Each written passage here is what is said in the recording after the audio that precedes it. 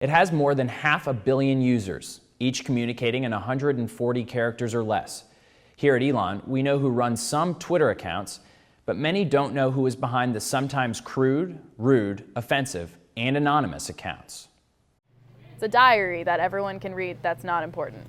That's one way to look at it. Others might say Twitter is a way to express yourself, some more than others. I have 6 Twitter accounts, and I have 12,500 tweets on one of those Twitter accounts. And I guarantee you almost all of those tweets have no meaning. Joe Bruno and Michelle Leibel run 2 of the most popular anonymous accounts at Elon. But they're not alone. With a quick search of Twitter, you'll find Fake ELN, the Elon P, McEwen Problems, Elon Sass, Poor of Elon, Elon GDI Problems, Elon Black Problem, the Elon Gay, and the Bubble Bitch.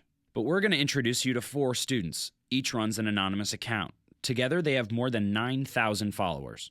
The newest of the 4 is Elon Makeouts, an account that posts pictures of, well, you guessed it, people making out. Next is Elon Confessions, which allows students to do just that, confess. Its creator controls what's posted, but she says the tweets are written by Elon students themselves.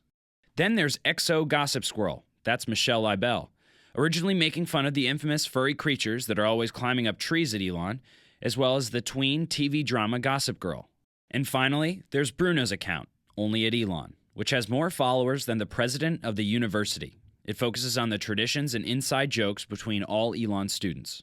Some attribute the anonymous Twitter phenomenon to Bruno. There's the Elon Sass. There's like Elon white guy, 5'7", brown eyes problem. There's like just all these different accounts.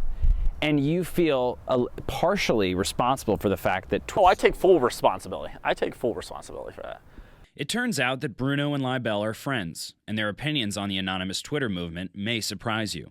I think it's a little bit sad, the Twitter movement at Elon, because it makes me wonder, like, if there aren't any other creative ways people can express themselves on campus. Like, it's hypocritical because I clearly made one and Joe made one, but I think when we made ours, there was sort of like a niche in there. Like, it didn't exist yet. No, it was just us and Elon Girl Problem, and that's it. And since then, there are more Elon-related anonymous Twitter accounts than there are academic buildings on our campus. Some are for pleasure, some act as a place for students to express frustrations, but there is one Twitter that is trending on Elon's campus, Elon Confessions. So the way it works is in the information, there's a link to a Google form. And so it's literally just a box and it says, what's your confession? So the way they come into me, it's a Google spreadsheet with a timestamp in the confession. And then I just copy and paste it from there to Twitter. The creator of Elon Confessions wanted to remain anonymous, so he changed her voice and masked her face. She wants to stay anonymous because she doesn't want people to feel like they are confessing to someone in particular. A lot of the tweets, coincidentally, have taken a sexual turn.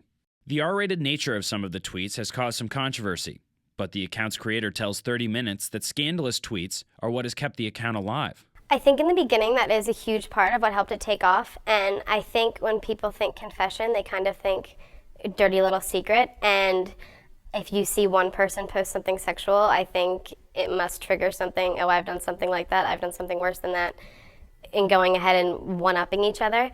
I think that's very much a chain effect. If people see it, it's what they post. But she says what makes it onto Twitter isn't nearly as graphic as what's posted on her spreadsheet. Are you surprised at some of the things that you read on it? I definitely am. I probably post a third, if that, of what gets confessed.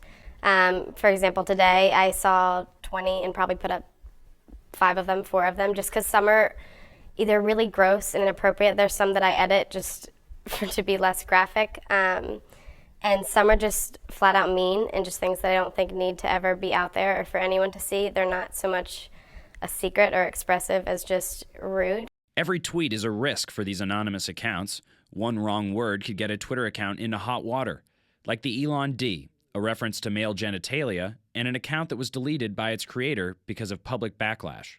For the most part, it was a pretty fun account. I mean, there was it was interactive. People would tweet to it, they'd retweet it, just making jokes about the Elon D, which if you think about, it's a pretty stupid concept. Like, she wants the Elon D. I mean, come on. But it was funny until it went over the line with the joke. The tweet Bruno is talking about refers to Elon baseball's victory over NC State. They used rape as a word to say that they like beat them very badly, and that was super offensive to me. So I tweeted at the account saying something like, rape isn't funny, like this is really offensive. That's Delaney McHugo, an Elon sophomore who took action against the account. Dean of Student Life Smith Jackson, who was originally notified of the account after McHugo's tweets, acknowledges the dilemma that accounts like this present, allowing free speech even when it offends people. We're often trying to balance this respect for each other on a college campus, which is important to us, with the ability to express your views and not to shut down voices because people disagree, and sometimes that means people are offensive. And I think what happens when people perceive something as offensive, that they need to respond to that. And that's exactly what McHugo did, respond. And it was that response that brought an inordinate amount of attention to the account. Jackson and the administration got involved because in this case, the tweets were more than offensive. We did intervene in that case to do a couple things. Certainly to talk with those students, but also to really draw some parameters. Days later, the account was removed. That was really never my intention to have the entire Twitter be taken down. It was just more of an example of like how our society treats this issue and how we can grow from it. And I think that everyone has the right to, speak whatever, tweet whatever, but I also have the right to be offended by what you tweet. These accounts can make it easier to offend followers like McHugo simply because their creators have the ability to hide behind the facade of anonymity, much like the creator of Elon Makeouts. It's easier to tweet something funny because I'm not really judged because no one knows it's me. Even though the facade exists, not all anonymous Twitter accounts abuse that freedom. Do you ever think about whether you're offending people when you tweet? I have never sent out a tweet with the intention of harming someone or attacking a specific group on campus. Now, I understand some of my tweets can be taken as offensive, and some tweets do make fun of different groups. But if I make fun of one group, I have to make fun of all the groups. That's just how it works. But being offensive isn't the only concern. Some accounts run into the issue of privacy, accounts like Elon Makeouts. Does it ever worry you that maybe this account is an invasion of privacy?